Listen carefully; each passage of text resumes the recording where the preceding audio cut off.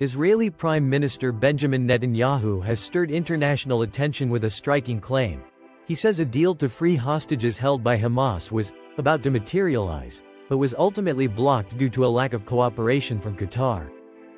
In a televised statement, Netanyahu asserted that Israel had come to the table with readiness and concessions, but accused Qatari officials of refusing to take the necessary steps to close the deal.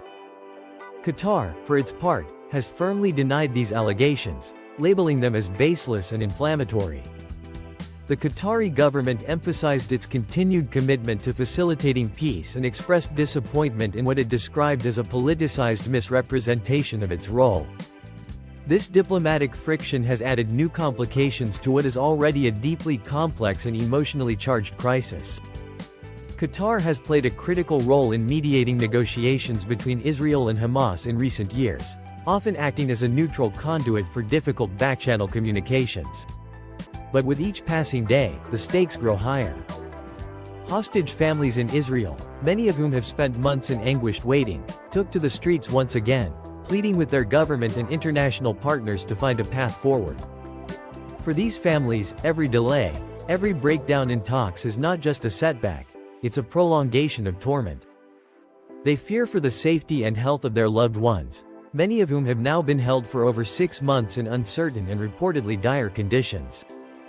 At the heart of the stalemate are competing demands that seem increasingly irreconcilable.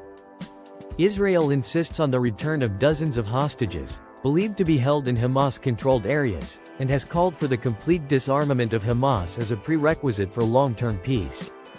Hamas, on the other hand, demands a permanent ceasefire, the withdrawal of Israeli troops from Gaza, and significant humanitarian guarantees. The wide gap between these positions has made negotiations extraordinarily difficult, even with powerful international actors like the United States, Egypt, and Qatar trying to bring both sides to consensus. Meanwhile, the humanitarian situation in Gaza grows increasingly desperate.